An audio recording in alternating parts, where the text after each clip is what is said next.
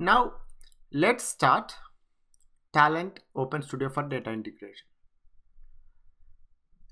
If you have Windows 64 or 32-bit, you will click on the respective .exe file.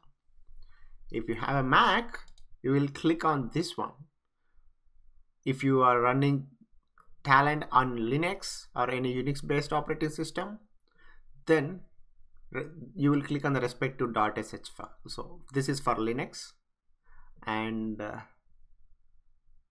I think this is for Solaris. I never ran Talend on Solaris, so I don't know the respective file, but I think that's the executable file for Solaris. So Linux, I have run Talend on it. So you go to the terminal and then you execute this .sh. And since I'm on Mac, I will open this. Okay, so you will get this window. We have created this project earlier. So click on that, click on finish. Okay, so you will get this window with multiple tabs. So when you open it for the first time, you might get a welcome window that you can go to help and click on the welcome. This is the window you will get. So here it will show you the latest items that you last opened jobs, and then here it will show the jobs. Here it will show the business models, and it will ask you to create, if do you want to create a new business model or a job. Then you have the documentation links. Then you have access to demos, demo project that are designed by Talend themselves. Then it will take you to some tutorials, some forums and training, and etc, etc.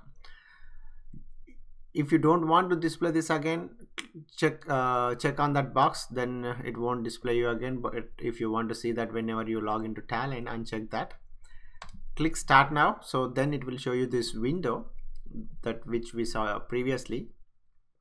So as you can see, it has multi panels. So there are like 1, 2, 3, 4, and you will get different panels. If you want to, there are other panels too, depending. If you want to see those panels, you can just go to certain tabs and then you can select them from there. We will see that later. But as you can see, the main important panels are menu bar. You can see the default menu bar for any application on Windows or any Mac. You will have the menu bar. Then we have a toolbar. As you can see, this is the toolbar. If you have any toolbars hidden, clicking on that will restore that. Then you have the repository tree on the left side. You can drag and drop it anywhere you want, but defaultly it will be sitting on the. So these are the panel locations defaultly. If you can move each and every panel wherever you want. This is the repository tree view. Then we have the design workspace. So this is the place where a developer will be working most of his time. This is the place where you will drag and drop different objects, connect them, and set their properties or configure them, and etc, etc. Then you have palette. You might say, okay, I don't see the palette. Where is it? So palette only comes up when you click on creating a job or business model. So it's contextual, the palette is. So if you create a business model, you will get different objects in the palette. So it depends. So if you create a business model, it will show you the objects related to the business model. If you create a job, it will show you. So let me open an already existing job. So when I open a job, now you can see on my right hand side, the palette is shown. This is the palette. As you can see, these there are so many objects, I think around 900 according to Talend. So these are the objects that you can only use in the job. You cannot use all these objects to build a business model. So this is contextual based. So if you create a business model, you will see different objects in the palette. So this is the palette. Then you have various configuration tabs. As you can see, you can add more if you want. From window show view, you can add more of those. And finally, you have outline and code viewer panel. Okay, so you total you have 1 2 3 4 5 6 7 panels. So each, what does each panel do? We will go in detail. Let's start with the menu bar. Okay, so we have help contents here. In the help contents you have welcome, which we already said it will open a welcome window. Then we have help contents, you can say the documentation.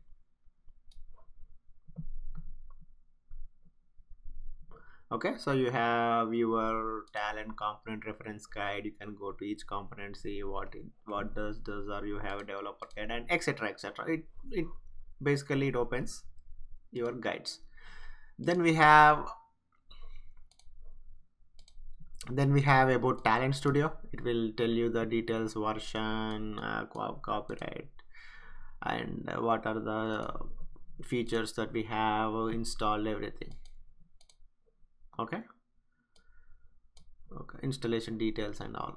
That's about Talend. So install additional packages. So you might have already known Talend doesn't install licenses for different packages when you install it, because of some license issues. So what you have to do is you have to install on your own. So what you can do, you can install everything, but most probably you won't be using all the third-party libraries. So what happens is whenever you want to use some kind of component, for example, let's assume this is MySQL, right? So if you don't have the required library, then it will pop up saying install the library. I don't have the libraries for this particular component. So what it says, it requires at least one external component, so you can just install them. Clicking on install, it will pop up all of them. Then you can click on download and install all modules available, accept all, then it will download them. Then you can successfully use those. So that's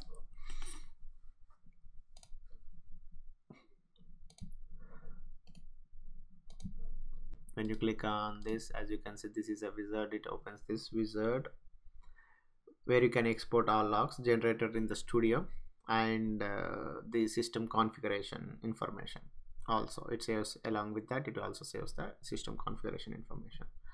Then finally you will have Studio Quick Tool. This actually, when you open the Talend for first time, you will get this window. Okay, that's fine. So it will just walk you through all different windows, for example. So to learn more about, then clicking on next, it will tell you repository, what it does, the workspace. So this window you will get it when you open for the first time, when you open Talend for the first time. So okay, so the last thing you have is installation details. So I don't want, nobody goes there and looks at it anyways. What did we install, what was the version you installed, and the feature ID, and etc etc. Let's go into file. So if you want to close the open file, if you have multiple tabs open, files open, you can close them all. Saves this particular file. Save as, it saves as. If you want to save it as a different name, you can use this. Then save all. If you have multiple files that are changed, if you want to save everything in one go, use save all. Print, if you want to print. Then you have switch project or workspace. Currently I am in Talend course, so if you want to switch that project or workspace, clicking on this will take back you to the connection place. And edit project properties, it will basically edit the properties. It will take you to this project properties window. We will talk about that in detail. Then we have import. If you want to import some objects, export. If you want to export, exit will exit the file. So it says it has changes. So do you want to save, cancel? I don't want to. So now let's see the edit menu bar item. It has the default undo. You can use Command Z or Control Z. Then redo, cut, copy, paste, delete, and select all. So if you want to select everything, you can just do the same thing. You can access the edit from the workspace itself by right clicking on empty space in the workspace. undo, redo, copy, paste, delete, select all, and settings. So you don't have the settings here, whereas you have the settings here. So those, and then we have the view. So view has zoom in, zoom out, grid, snap to geometry. So grid, when you switch it off, you don't see it, whereas grid, as you can see, this is the grid. If you want to snap to any geometry, then you use that option, snap to geometry. Then you have the window option, where you have a couple of important things to see here. Perspective. So as you can see, all these windows and all here, you can even access the perspective from here. It is the integrations perspective, as you can see here. So if you want to change it to different perspective, for example component designer, then you will click on that. It will change to component designer. Integration, and it has debug. When you click on the debug, it will change you to a debug perspective. It's just, it will have different the rearrangement of the panels. As you can see, you have this debug, you have different panel here, variables, breakpoints, etc, etc. So mostly you will be working on integration. So this is the default perspective. So if you want to change that, you can either do it from there or from here. You can add different perspectives. As you can see here, show all will show everything here, show everything here. You can, but I'm good with this. Then you have show view. As I said, you can consider these as views. Okay, we have context, component, run, date, job, but there are so many different views. There are so many, lots and lots of views are there. So you can just filter whichever view you want. You can write it there. Mostly sometimes you might use the problems. Click OK. So it will show you that there. You can drag and drop it here, so that it will be here in this view. So it is the problems view. It will show the errors and warnings associated with particular jobs are the previous jobs. So this is the problems. So there are other views, just explore them. I am not going to explain you each and every view. So the most important are already listed here. So these are like optional. You might not require them, you won't use them most of the time. We have the palettes, outline, we have it here, error log. So depending on your project and your preference, you will pick these views. So I am okay, I am good with whatever views I currently have. Then we have maximize active view or editor. So for example, my view selected is problem. So if I want to maximize it, that's where you go. But going there and doing that, it's like too much work. You can use Control M to minimize any view, or actually you have this thing like clicking on the plus maximizes, clicking on the plus again. If you want to completely minimize this to this side or this side, you will click on minus, so it will go to the side. As you can see, if you want to just restore it again, click on this box. Okay, so this is same with any panel. So even this panel, same thing, any panel you can do that stuff. When you click this and Control M, so it will maximize the workspace window and everything will be on right or left side. You can still access this. For example, clicking on this will show it here, clicking on this will show, so you can still access them. It's just they are there. So if you prefer something like this, then you are good to go. So that's about the menu bar. Then we have the toolbar. Okay, toolbar, as you can see in most of the softwares these days, you have a toolbar, a menu bar, and a status bar probably. Okay, so the toolbar is just whatever options you have here, you will have them here. Is just to access quickly, they will be placed in the toolbar. So this is the save, same thing, save. You have the learn. So when you click on that, it will just open you, it will take you to a window where you can learn about Talend and some common practices. And ask will take you to the forum. Upgrade, if you have if you want to upgrade to new version, it will take you to Talend, and then you can upgrade it. Exchange, if you want to buy if you want to connect to the Talend Forge. Talend Forge is the place where you can find all the tutorials and different kinds of information regarding to Talend. So you can have a membership, and you can use Talend Forge if you want to download some user made components or code if you want to download it from Talend Forge, or if you want to upload it there. We will look at how we can do all those things, like download new components and connectors from Talend Exchange. We will do that in some section, but not now. But just know that clicking that does that. Okay, so then we have find a specific job. So clicking on this will just take you to the jobs. Here you can search for a particular, here you cannot search for a particular job. All you can do is you can go each and everything, and you have to do that. So but if you want to search a job, let's say I want to go here and I want to see like TSCP file list. So I don't know where that is, so I can go click here, star file list. Okay, so star means I don't care whatever is in the beginning, like all this stuff, and then I entered file list. It's not case sensitive, so you can type. So as you can see, it shows question marks means it will one character, star means so many characters. Then it listed me all the jobs that has the name file list in it. So that's how you will search for a particular job. You can just open it from there, or link repository will open it in the repository. That's cool feature that you have here.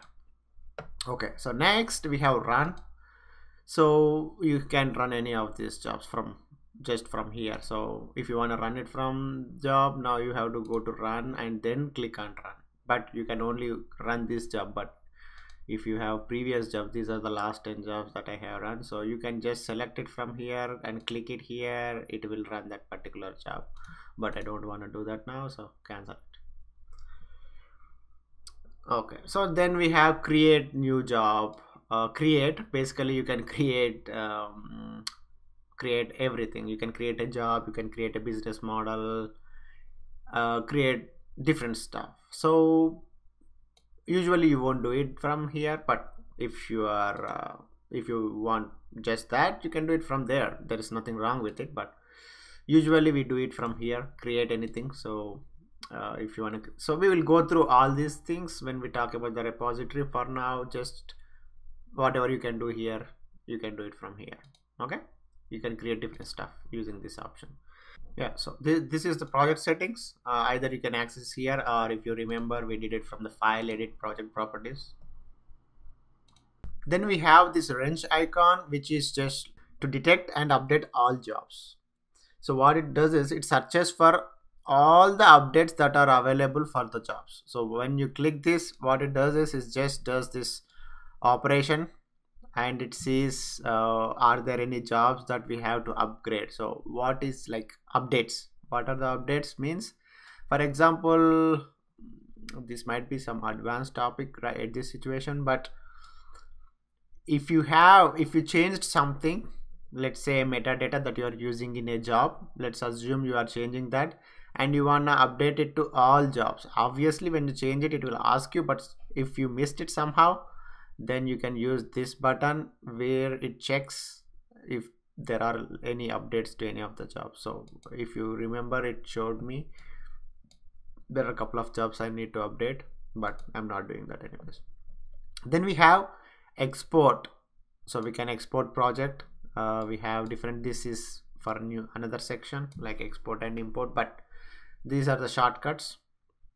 And then we have the import. Just like the export, we have the import, and this is project, not items. So here this is like items, so this is export items, import items. So export items, like you can consider these all the objects or the designs, jobs, metadata, all this stuff, you can consider them as the items. Okay, so if you want to export something, then you use that. If you want to import something, you use that. This is undo, redo, and then you have the zoom. So these are the items on the menu, toolbar.